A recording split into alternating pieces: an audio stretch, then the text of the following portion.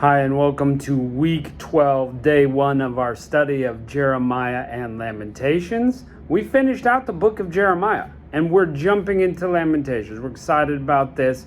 To be honest, I don't remember a lot about this, so it's going to be great to get into it and see. The name says a lot. It's a book of lament. We're lamenting over Jerusalem, over the kingdom of Judah, the losses therein. That's the best I can do. So let's get into it and see what we've got in Lamentations chapter 1. How the city sits solitary. That was full of people. She's become a widow who was great among the nations. She who was princess among the provinces has become a slave. Of course this is true. Yeah, you've gone into exile. The beautiful kingdom taken into exile. So she's now a slave. Verse 2, she weeps bitterly in the night. Her tears are on her cheeks. Among all her lovers, she has no one to comfort her. All her friends have dealt treacherously with her. They have become her enemies. This is like poetry, right? It's kind of a poetic feel, word pictures and that kind of thing. It really does belong in the poetry section, although it's closely connected to the prophetic happenings of the book of Jeremiah, and written by Jeremiah also. And so interesting. The picture is that she had all these lovers, but no one is comforting her. Well, who was Judah going to? False gods, other nations for comfort. Wasn't going to God. So when she gets punished, there's no one to help her, because you can't help someone if they're being punished by God. You just can't. Verse 3, Judah has gone into captivity because of affliction and because of great servitude. She dwells among the nations. She finds no rest. All her persecutors overtook her in distress. The roads to Zion mourn because no one comes to the solemn assembly. All her gates are desolate. Her priests sigh. Her virgins are afflicted. And she herself is in bitterness. Of course she is. Of course she is. She's a rebel. She doesn't follow God. Verse 5, her adversaries have become the head. Her enemies prosper.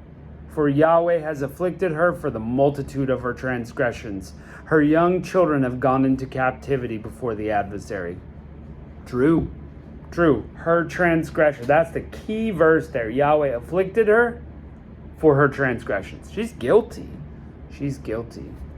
Verse 6, all majesty has departed from the daughter of Zion. Her princes have become like a deer that find no pasture. They've gone without strength before the pursuer. Jerusalem remembers in the days of her affliction, and her miseries, all the pleasant things that were from the days of old, when all her people fell into the hand of the adversary and no one helped her. The adversary saw her. They mocked her desolations. I remember how great things used to be. Well, this is of your own doing. Jerusalem has grievously sinned. Therefore she's become unclean. All who honored her despise her because they've seen her nakedness. Yeah, she sighs and turns backward. Her filthiness was in her skirt. She didn't remember her latter end. Therefore she's come down astoundingly. She has no comforter. See, Yahweh, my affliction, for this enemy has magnified himself. Trying to get God's attention now that she's been punished, though ignoring everything God had to say earlier. And why does the enemy get to prosper? Why does this person prosper? Well, we remember from Jeremiah that he was just a tool in her hand. And this common prophetic picture that Jerusalem is a harlot.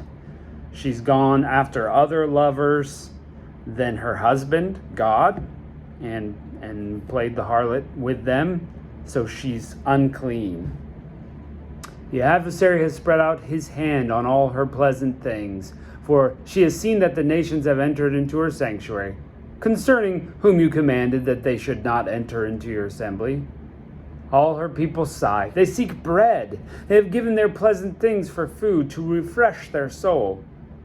Look, Yahweh, and see, for I have become despised.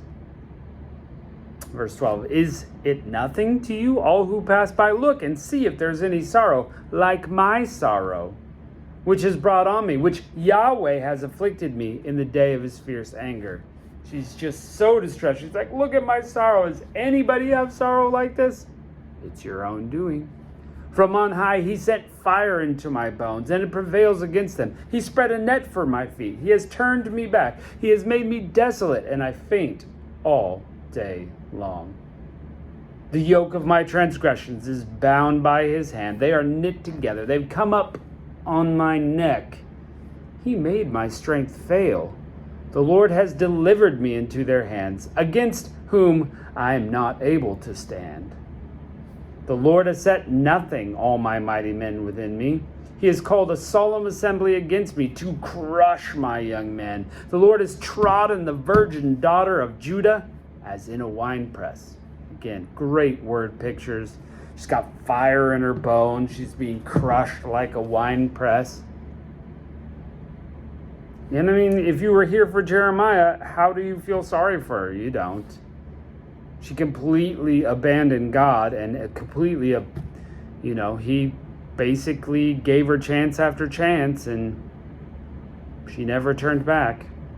Verse 16, for those things I weep, my eye runs down with water because the comforter who should refresh my soul is far from me. My children are desolate because the enemy has prevailed. Zion spreads out her hands. There is no one to comfort her. Yahweh has commanded concerning Jacob that all those who are around him should be his adversaries. Jerusalem is among them as an unclean thing.